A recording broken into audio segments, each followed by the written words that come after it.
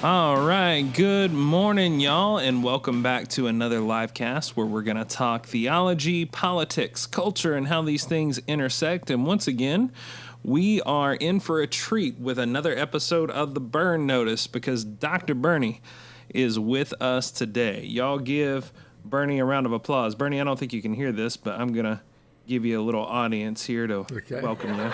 Oh, no, not that. That's the laughing track. There we go. On track, man. Woo! I had to give you some kind of audience. Bernie, how's it going, my friend? It's going good. Good. Now, as promised, last time I told you that we had a lot of ground to cover, and that just means that we get to have you back, which is today. And I'm stoked because you wear multiple hats. You also have a career with environmental justice, and just tell us a little bit about that. How did that come about? Well, in 2003, I had a 3-decade, over 30-year-long activist career mostly as a volunteer with the Sierra Club, which for those of our audience that don't know, is one of America's oldest and largest grassroots environmental organizations. It was founded here in California in 1892 by the pioneering conservationist John Muir. And if anybody remembers the California Quarter has a picture of John Muir engraved in it overlooking Yosemite Valley. And you see El Capitan and Half Dome off in the distance with an eagle flying. So I have a long career with the Sierra Club, eventually being elected in 2003 to the National Board of Directors of the Sierra Club, and then in 2004 becoming president of conservation, which meant that I was actually the highest level volunteer conservation officer within the Sierra Club during that a little over 2 years. Around early in the 2000s, the Sierra Club in the late 90s had really decided to emphasize environmental justice. And for those that aren't familiar with that term, it really dates back to a study that was done by the United Church of Christ surrounding pollution issues in North Carolina back in 1987.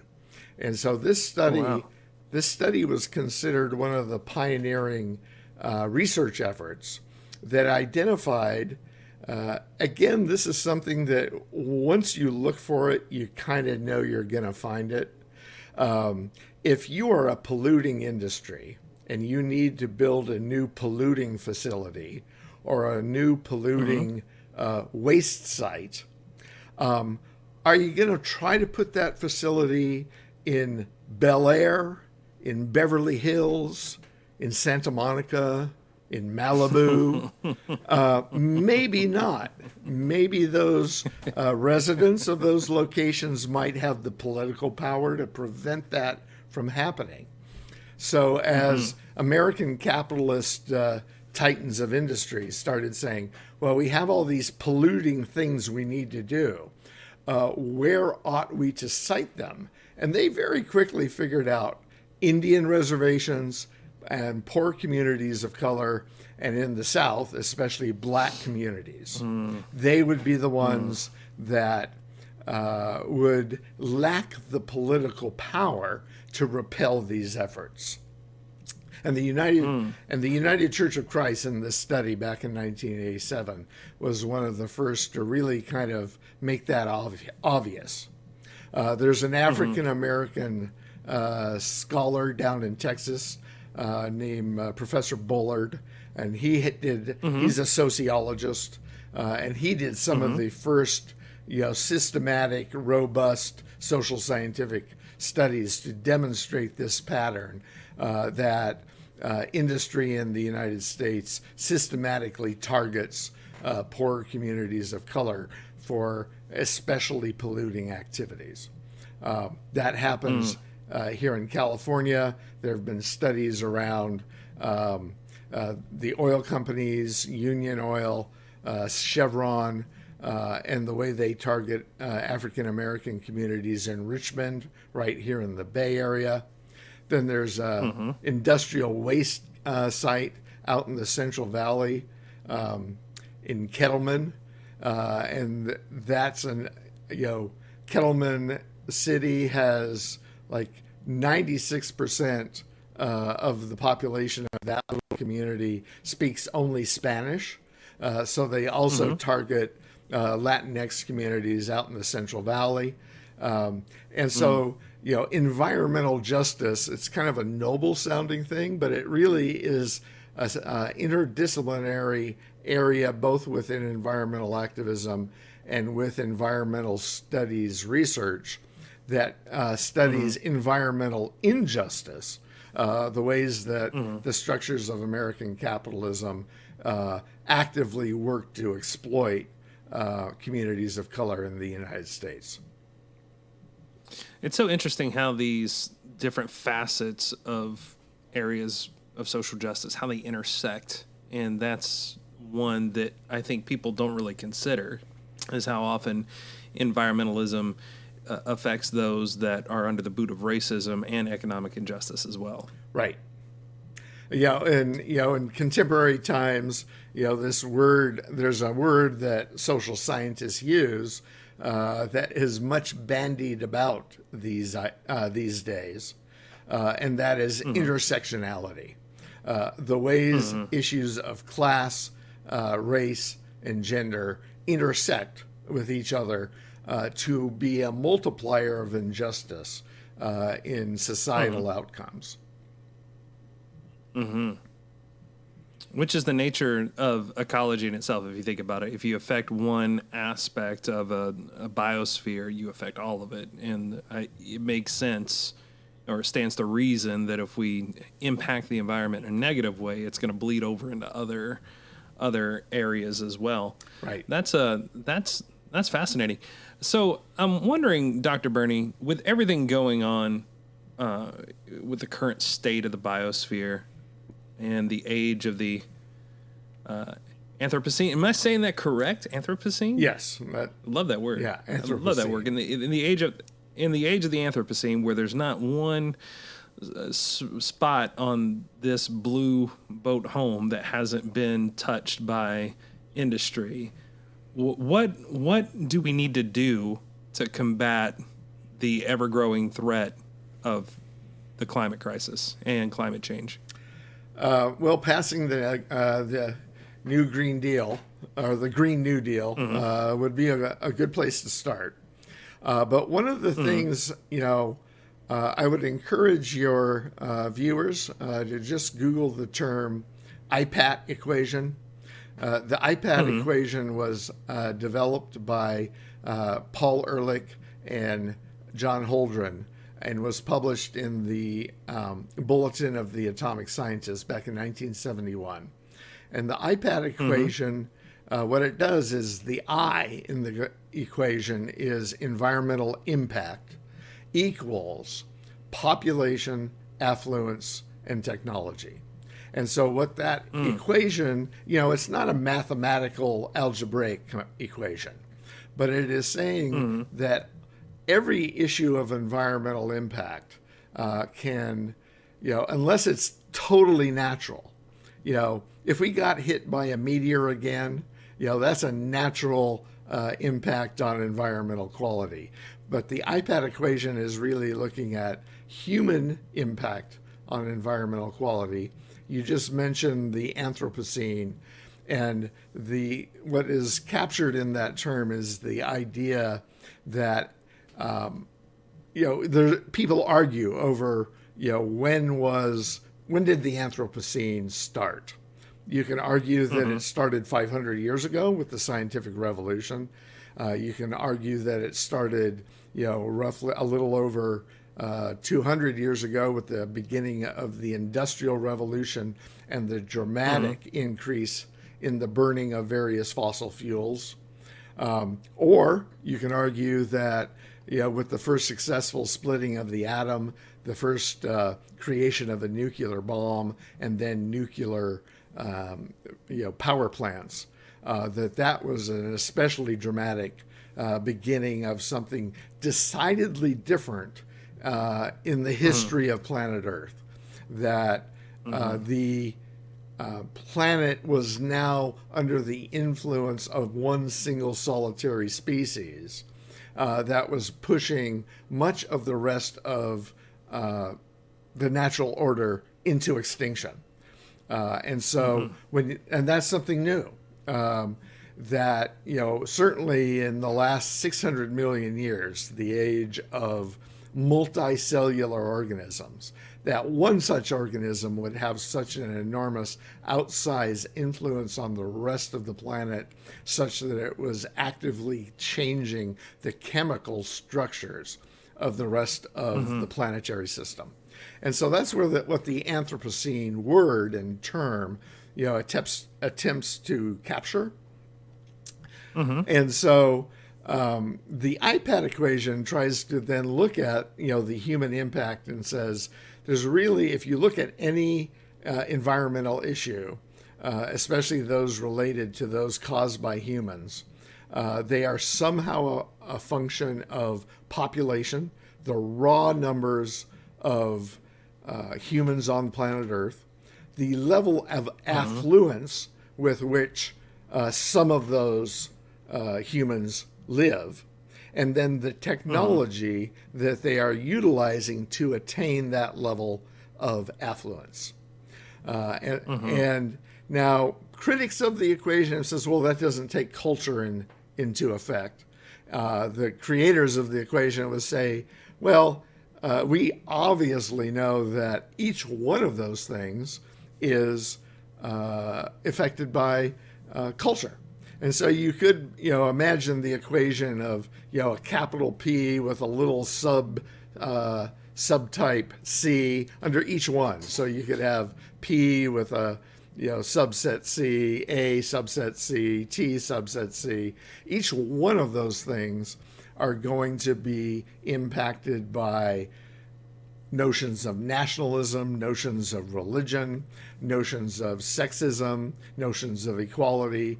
Each one of those main factors is going to be modified by the cultural values that given groups of humans bring to what they're dealing with. So it's no surprise that fertility, it's no surprise that in the United States context, for instance, that Catholics and Mormons have the highest levels of fertility. Their Mormon and Catholic culture is very pro-natalist and pro-birth, pro-big families. And they have bigger families as a result. Other aspects of American culture have more or less equalized around, about 2 children. And that's been true since the early 70s. So, that's just one example of a cultural factor that you can point to that is having an effect on one of the mega factors like population. And then affluence, one of my Sierra Club colleagues, talked about the irony of a fervent fervent animal rights advocate, coming to an animal rights meeting in a gas-guzzling Hummer. And not seeing the contradiction between being an animal rights activist while driving a gas-guzzling vehicle that is contributing to mass extinction. Good stuff. So one of the things that we can do to change this process and the outcome of environmental destruction is we can speak into culture. Is what you're saying. We can change the culture, which would have a dramatic impact. We can definitely try to do that. And progressive forms of eco-theology are one such example, to totally reimagine what what the Christian tradition calls us to be in terms of our relation to the planet. I'm going to stop and take a sip of my bourbon here, wet my whistle. Yeah. Of course. It's important. I'll do one with you since I can't be in the room with you. Cheers. So, speaking into culture is something that we can do, but what else needs to happen in your opinion, Dr. Bernie? Well, I mean, culture is more than the two gorillas in the room are religion and politics. And so, Cesar Chavez, was famously the one that said you win policy changes by, one person at a time, talking to that person until you convert him to your point of view and then move on to the next one.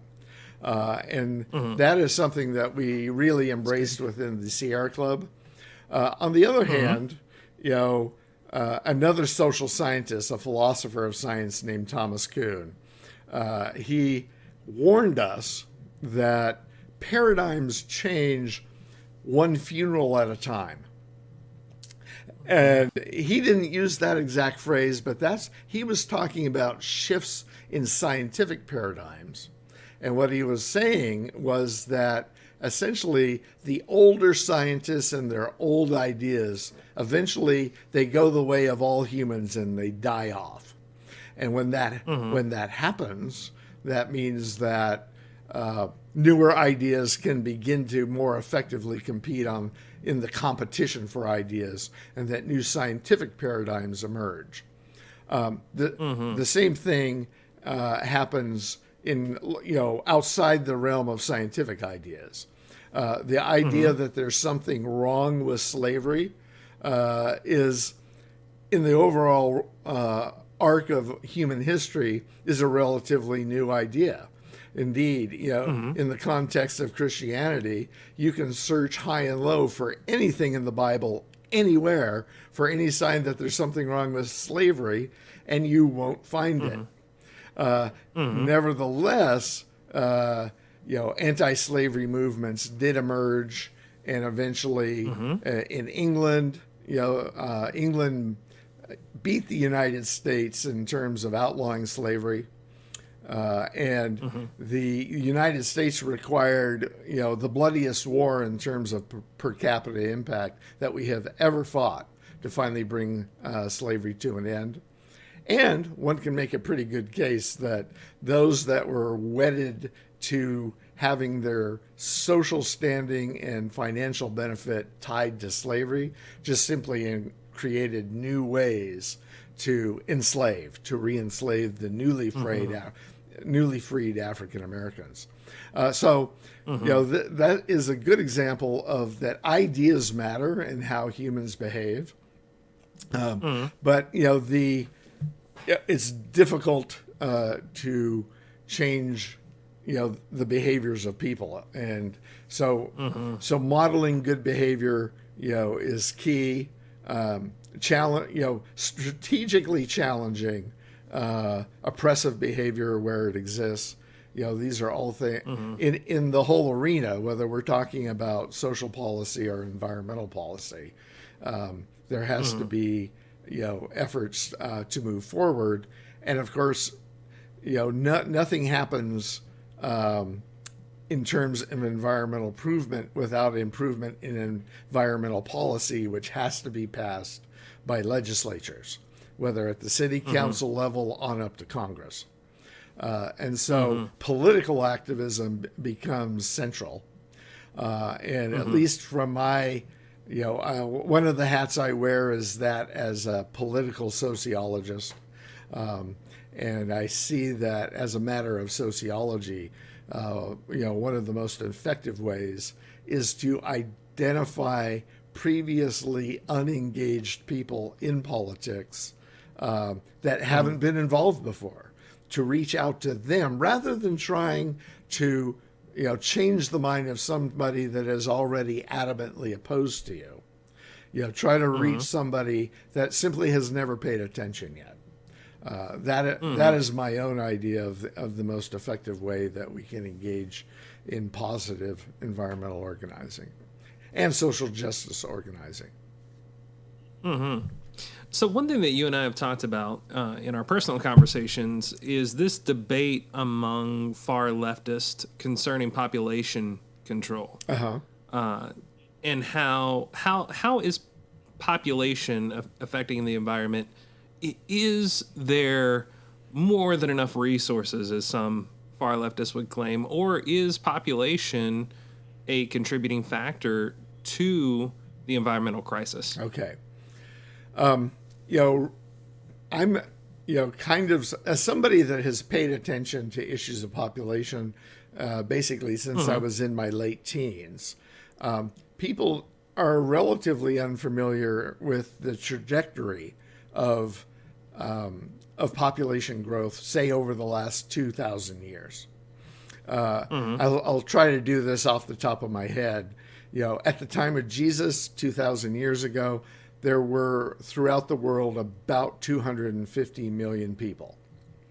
It took another 1,500 years for that number to double to 500 million, 500 million, 500 million people. So roughly at 1,500, we're talking around the time of Martin Luther's, Reformation. Human population had crept up to 500 million people. So it then took, another, roughly 300 years. We get to the year 1830. We're talking about, the time of Andrew Jackson and the Trail of Tears. At about 1830, world population hits its first billion. So that's about 200 years ago, a little over 200 years, or not quite 200 years ago. Wow. 2030 will be the 200-year anniversary of human population hitting 1 billion. So then we hop ahead to 1930. Think the beginning of the Great Depression. So in a mere 100 years, from 1830 to 1930, the population grows by another billion to 2 billion. Then from 1930 to 1960, so we go from FDR's presidency to JFK's presidency, and we hit 3 billion. Then it only takes another 14 years to hit 4 billion. Then in 1987 we hit 5 billion. Then in 1998 we hit 6 billion. I think it was in 2008 or so we hit 7 billion, and now we're inching very close to 8 billion. So wow, that is explosive growth. It is explosive growth. Now, so that's the raw numbers on a planetary scale. But, you'll hear often brought up, the United States accounts for about 5% of the world's population. And yet, depending on the resource that you're quantifying, the U.S. uses anywhere from 25% to 40% of that resource of the entire planet. So back when I was a lad, first thinking about population, the finger, we in the developed, rich North are very fond of pointing at the poor South and saying, oh, the problem is all down there. And in terms of explosive population numbers, it's certainly true that that's where that was happening. But when you consider the per capita resource usage of your average American, just across the board, rich to poor in the United States, we are a very highly consumptive population of people on the planet. And therefore, one new American, has at least as much impact as 50 new Ethiopians, just to have a stark contrast. So the difference in environmental impact, so you can never look just at numbers. You have to look at numbers plus per capita resource consumption. And so, Interesting. one Bangladeshi versus one American, a staggering difference in terms of the impact of that one human being. And of course, quite understandably and legitimately, we want to improve the standard of living of people in the global south. And that will involve an increase in their per capita amount of resource consumption. And we should be facilitating that by a net decrease in resource Of Americans consumption. And so it does matter That whether makes or sense. not you're driving a Prius or a hybrid SUV, mini SUV like the Ford Escape versus a gas-guzzling Hummer or a Chevy Suburban or any of these other very resource impactful, both in terms of building them and in terms of then fueling them. As you can imagine, there is, much intersection in many different variables, much more than we can ever hope to cover, in these minutes here. I am going to encourage you to place in the beneath this video to Jeffrey Keel's Physics of Climate Change and Professor Michael Loik's The Ecological Consequences of Climate Change. Anybody who devotes an hour to watching those 2 half-hour videos will be well up to speed on how we know that climate change is happening. We've known that carbon dioxide is a greenhouse gas since the 1850s.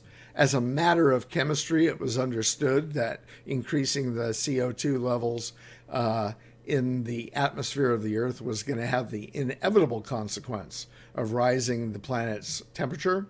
And then in the 1890s, an Irish scientist, did actual experimentations proving that was true, and then making projections into the future of how the temperature of the Earth would increase as the amount of CO2 in the atmosphere increases. And if we look back at his projections from the 1890s and early 1910s and look at where we went, it'll be shocking to realize how on point he was in his predictions.